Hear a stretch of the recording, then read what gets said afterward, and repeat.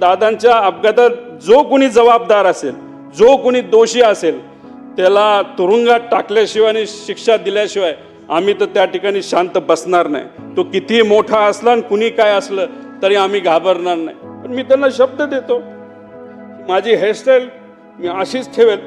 ते मला म्हणायचे वरचं बटन वरपर्यंत लावत जा, पण काकांना एक सांगायचं, 40-50 वर्षानंतर मी तेव्हा तुम्हाला भेटेल, तोपर्यंत मी बटन असंच उघडे ठेवणार। अजितदादा पवार नावाचा जादूगार हसवत हसवत संबंध महाराष्ट्राला निशब्द करून गेला। मला ते म्हणायचे की रोहित, तुझ्या झिपऱ्या वाढल्यात, जरा झिपऱ्या कमी कर।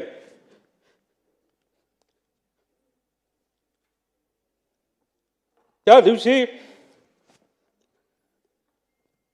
एक आदरांजली म्हणून तिथं मी माझे केस कापले। ते मला म्हणायचे तू जरा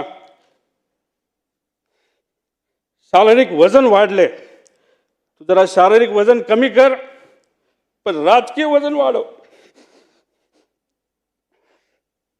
मी नुसतं म्हणायचो हो करतो, पण मी त्यांना शब्द देतो की माझी हेअरस्टाईल मी अशीच ठेवेल, शारीरिक वजन कमी करेल, राजकीय वाढवेल, पण एक गोष्ट मात्र खरी। ते मला म्हणायचे वरचं बटन वरपर्यंत लावत जा, पण काकांना एक सांगायचं, 40-50 वर्षानंतर मी तेव्हा तुम्हाला भेटेल, तोपर्यंत मी बटन असंच उघडे ठेवणार।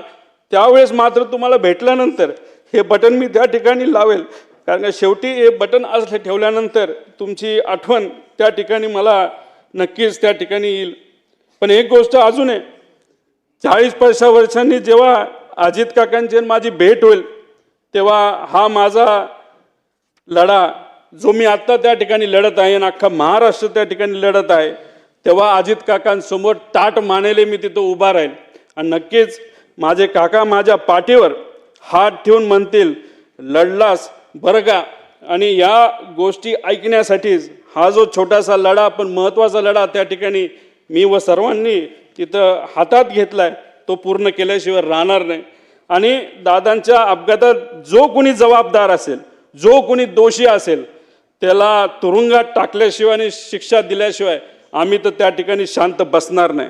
तो किती मोठा असला आणि कुणी काय असलं तरी आम्ही घाबरणार नाही।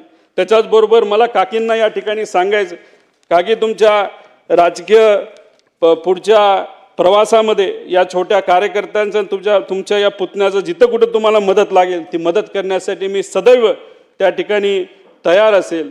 एवढंच या ठिकाणी सांगतो, जेवढं बोलेल तेवढं कमी आहे, पण आमच्या या काकांच्या विचारावर, काकांच्या स्टाईलनी मी नक्कीच येणाऱ्या काळामध्ये लोकांच्या हितासाठी, महाराष्ट्राच्या हितासाठी त्या ठिकाणी काम करत राहील। धन्यवाद। रामकृष्ण।